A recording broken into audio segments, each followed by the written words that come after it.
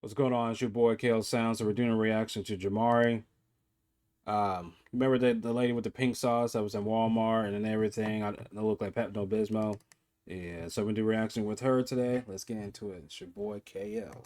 I had made a few videos about a viral TikTok turned bootleg product called the pink sauce. This woman who went by Chef P was a private event caterer for various celebrities. And while messing around in the kitchen one day, she put together a concoction that went viral simply because of the color and how she poured it all over any type of food you can imagine. The sauce has a unique taste, it tastes like its own thing. You can't really compare it to anything else. Now immediately people were curious about how this pink concoction tasted, so Chef P went right to trying to produce the sauce in-house, creating a website and selling it for $20 a pop, and then mailing it out without any sort of preservatives or temperature-controlled packaging right in the middle of a brutally hot summer. Now keep in mind, at that time the product did contain milk, which is obviously extremely perishable, and needless to say, most of these packages showed up rancid, and in some cases the bottles had even exploded. I'm just a little worried about it being swollen, and I don't know if this is considered swollen or not, or if that's what the bottle is, but... No, ma'am, we're not trying this. Look at this. It stinks like throw up. And so it was glaringly obvious that Chef P was not doing things the right way.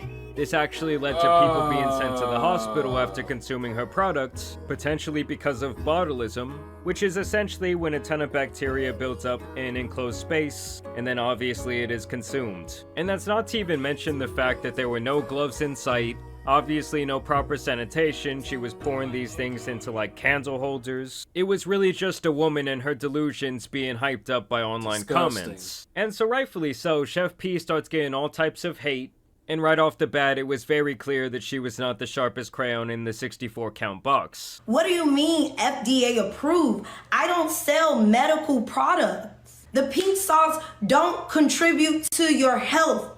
I never said that. And this would actually start a long-running theme of this woman playing the victim, and things would only get much worse when Chef P would make an appearance on some sort of bootleg daytime talk show with this dude Karamo. First of all, I'm gonna give it up to you big time, because if I ever hear of a black woman that is creating her own business, big up, okay? Thank you. Because that is powerful. You know what I mean? And thank you. We have a world that tells you that you're not able to pursue these things, you're not able to do these things, so big up.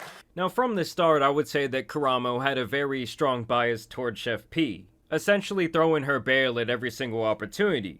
And let them know, hey, the shipment got damaged. We're aware of this. We will either refund you or send you a brand new bottle of pink sauce. Letting them know, like, hey, we care. And you handled your business like a boss. She was like, I made a mistake, I'm gonna rectify it. yes. Okay. Sound good. Oh yeah, no big deal. Let's all clap for the woman after she damn near poisoned thousands of people.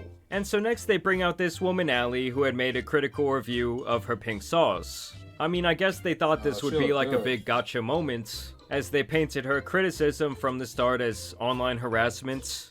I think she's one of the people that you said kept on with the harassment, right? Yes. I mean, the pink sauce clown even cries before they bring her out on stage. Like, oh, here comes the big bad bully, here comes the boogeyman. It's not bad. Definitely not worth $20 a bottle. But we support small businesses. I don't know if she's fixing things or not. That's not my problem. Today, when I went to go open it... There was something wrong with what she said. Something is not right. The smell that's coming out of this bottle, something is wrong. It's rotten. There is a piece of glitter. So when I was doing the review, And there was nothing wrong with what she said. She was keeping it real. That's what we want in our TikTok influencers, content creators. We want them to be real, not fake. there was just so many red flags that I saw on it, like the label. You know, when you make a USDA label, you have to put in batch numbers, because if something were to be recalled, you have to be able to trace it down to the salt and pepper that Right. These are facts. If you really own the business, these are facts. is in something. Okay, but why would I contact someone who's fabricating something on the internet? Nothing was fabricated. To be honest, you're not Yeah, she wasn't lying about nothing. We seen it. special.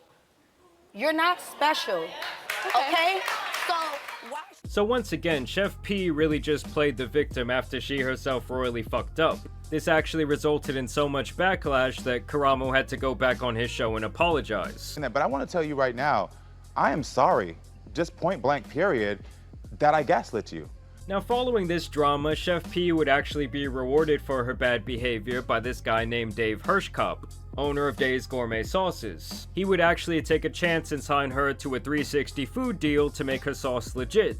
So they start bottling it at a legitimate distributor, and they get it on the shelves of every Walmart all around the country. Yeah, remember that? And I think this is right around the time the pink sauce lady was really feeling herself. She felt like she had made it, and essentially like her life would be on easy mode from here on out. But when I say that karma hit this woman like a cement truck, I really do mean it. For starters, the sauce still did not have a consistent color, and really the only thing that was pink about it was the label. And people also still did not have favorable reviews when they tried the product.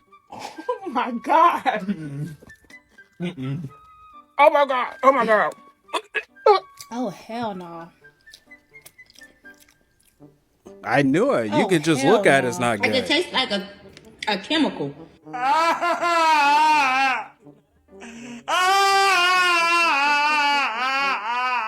And essentially it was a bigger flop than the recent Snow White movie. Like, outside of people buying it for a YouTube or TikTok review, this thing was dead on arrival, and almost immediately it went on clearance. And here is where the story takes a very interesting turn. Oh, here we go. I'm sure some of you watch Shark Tank and know that when someone goes in there and they don't really know how to operate their business, but the sharks actually think their product is decent, whoever invests in the company will likely become the majority shareholder. There's only one answer to this. I have to hire you both so I can fire you. This is so horrible. Because obviously in those situations, the shark has all the leverage. Because without them, the person who usually lacks the business knowledge will be nothing and their product will go nowhere. So the shark does all the legwork, they restructure the business, they fix their various issues, and the investor reaps most of the profits and has ultimate jurisdiction over that product moving forward. That is exactly what this guy Dave wanted to do with the pink sauce, was to essentially swoop in and save the day. Why did Dave's Gourmet partner with Chef P? We saw the pink sauce go viral on TikTok along with everyone else. But with our 30 plus years of making sauces, we offered our expertise instead of criticism. Dave's Gourmet entered a partnership to help bring Chef P's vision safely to the consumer market.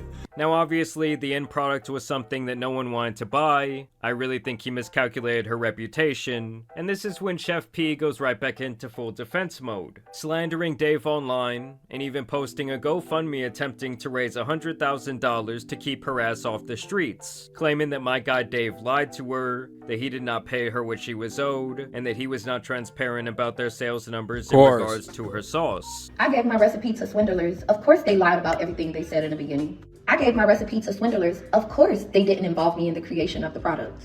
I gave my recipe to swindlers. Of course they took my ideas and tried to turn them into their own. I gave my recipe to swindlers. Of course they lied to the media to make me look like a bad person. I gave my recipe to swindlers. Of course they're trying to deteriorate my brand from their own mistakes. Now Dave turns around and saw Chef P dragging his name through the virtual streets, and this guy came with the receipts to dunk on her head. Basically, Dave had been giving her a cash advance to be nice. First on things like refunds from her original disaster of a product totaling over $30,000, which is completely understandable. Like, you want the product to now have a good reputation, you want to right those old wrongs, even if you were not responsible. But then she was essentially on her hands and knees begging this guy for financial assistance on things like groceries, shopping trips, and even birthday parties. And once again, Dave would give her the cash to be taken from her royalties at a later time, which in this case would be like in the next quarter. And it seems like she was so dumb that she thought any and all expenses from her personal life could now be written off as a business expense. Like, oh, just charge it to my guy Dave, he's good for it. Like, if anything, he was being nice to her in this situation, and due to her own ignorance, once again she played the victim. Everyone was complaining because the sauce was like orange. Dave's Gourmet wasn't sharing information with me. Dave crossed me so much that I have no choice but to file suit. You're not supporting me by purchasing this. Then to make matters even worse, she tried to invoice him for over $120,000 because she wanted $90 times the 1,400 hours for the time that she claimed she spent promoting the product online. And keep in mind, guys, never was any of this laid out in the contract by any stretch of the imagination. It really seems like she just had a very basic royalty structure and nothing more. But it also seems like she thought she could live off this pink sauce money for the rest of her life, when obviously the product was a total flop. I mean, honestly, if I was at someone's house and they whipped out the pink sauce for dinner, like to throw on some wings or maybe some spaghetti, I'm getting up and leaving immediately, disowning them as a friend or a family member forever. And yet she still had the audacity to try and tell them that she would need a $1.5 million payment if they wanted to continue selling her pink sauce. My royalty is supposed to be paid to me before any expenses. When I received my royalty for Q1, it was paid to me before any expenses. Now that I'm uncomfortable and they know that I would have been hiring legal help, they make this bogus excuse as to why they're putting expenses on top of my royalty. It does not work like that. And this is when Dave really decided to lay it all out there, and he claims that they gave her a total of $161,000 through their partnership, even giving her $14,000 after she was talking shit about them because she was crying about getting evicted And I bet you going should spend it all homeless. too. Concerning your pink sauce, and you know, as we saw, it kind of looked like you were on the up and up, and unfortunately you went live, I think the day before yesterday, with the GoFundMe saying that you are now facing eviction, you don't have food in your house, your phone is off right now, so you're at a Starbucks just doing this interview, and you don't have any money to your name. And How you don't have $160,000 saved? Let's say you spend half of it. The rent's paid $2,000. You should have been good for the rest of the year. Like, come on, man. And that's not to even mention that she almost immediately got a full body makeover the day that Dave's paycheck hit her bank account. I mean, it's almost as if she thought Dave and his company were gonna be like her new sugar daddy or some shit like that, when in all reality, he likely lost a ton of money to develop and produce this product. I mean, I would think that this is something he laughs about in the current day, as it was such a terrible decision. However, I will be giving entrepreneurial tips. I mean, honestly, she's lucky that she does not have a defamation lawsuit waiting at her doorstep, that my guy Dave did not try to take her very last shekels. And even then, she has the audacity to try to go behind their back and make a new sauce that would come in a dry packet that the consumer had to mix on their own, while still calling it the pink sauce. Now releasing the nasty brother of the pink sauce, the blue sauce. All right, y'all, let me show y'all one of the ways I mixed the blue sauce. And oh my gosh, it was so good.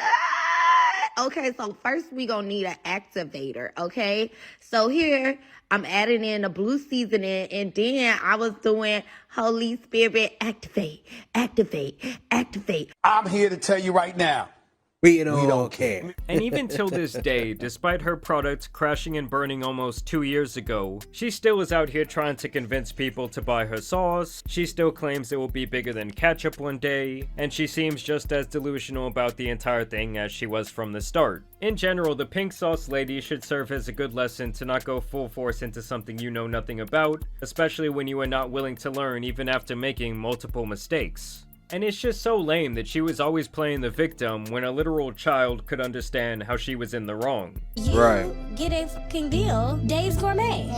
More black people, because I feel like our faith is snatched from us from when we young, you know?